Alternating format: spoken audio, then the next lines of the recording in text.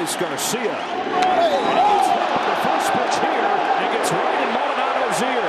The benches are clearing in the American League Championship Series. Everybody doing their very best to keep their cool, but Garcia's losing his. Going right at Maldonado. Bullpens have emptied. Now, more important than ever right now that everybody keeps their cool, understanding the bigger picture of this series and this season. Well, you can understand why he's so hot. That's a 97-mile-an-hour fastball up near the shoulder, and a lot of it might have to do with how long he walked after he hit that home run. But you can understand why he's heated. But hit him on the arm. Hit him. Okay. Well, now you got Hollins and what's going on? Will Clark. And the benches are emptying now. Somebody better put a stop to this quick. Hollins is he doesn't take much guff from anybody, and Alfonso Soriano gets hit in the back. He would later leave the game. So let's move on to the ninth. Bottom nine, Francisco Cordero in for Texas. Cordero gets Shane Costa in the butt. Buddy Bell comes out, not happy with his player getting hurt, but Cordero would say later he wasn't trying to hit anybody. Later in the ninth, 2 on, 2 out.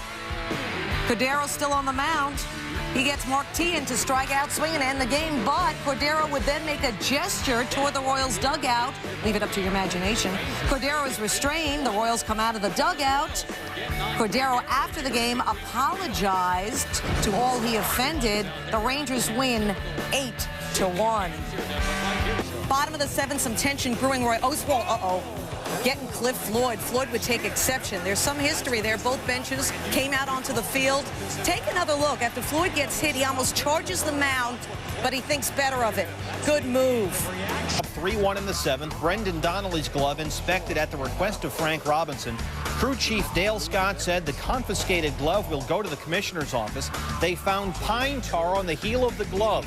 Donnelly ejected without throwing a pitch for having a foreign substance in his glove. It was pine tar. Game delayed 10 minutes. And then Scioscia confronts Frank Robinson, saying, I told Frank we were going to undress his pitchers when they were on the mound. He gets in Robinson's face, and the bench is empty. Jose Guillen had to be restrained. Remember, he was suspended by the Angels for outbursts at the end of last season when he was in Anaheim. Scioscia said about Robinson, he was screaming, we weren't making a lunch date.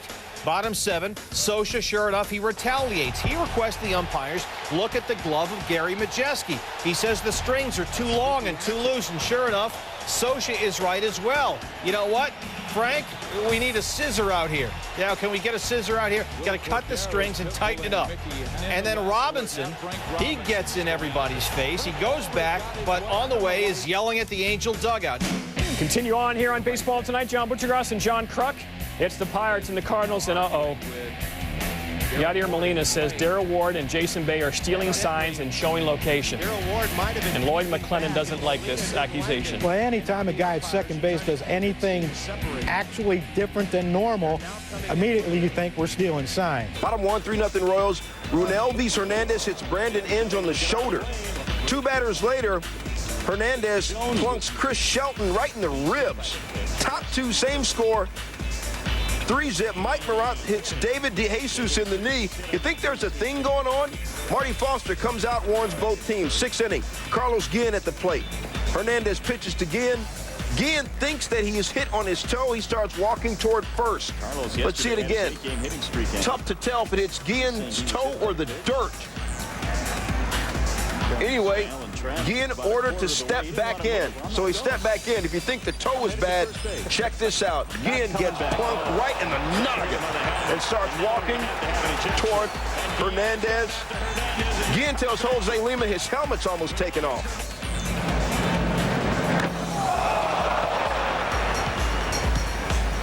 That was how it sounded. Hernandez said later he did not mean to hit him. Still, though, them kids got it on, and chaos, straight chaos ensued. Jeremy Bonderman, who said later, if I hit somebody in the head, I expect to be charged. He had to be held back. Mike Sweeney had to calm Hernandez. And check out Kyle Farnsworth. Runs around all the players to attack Jeremy Affeldt. Back in the day, Boone, we call that a body slam. And Farnsworth has a history. June 19, 2003, body slams Paul Wilson. And then he cracked him right in the mug. Wilson left with a bloody face. Farnsworth had a 2-game suspension. Back to the here and now. Sunday's takedown. See it again. Farnsworth bulldozes a Felt. He's pulled out of the melee.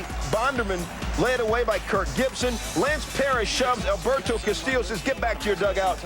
Castillo pushed back by umpire Laz Diaz. By the way, 7 ejections, 6 players. Royals win the game.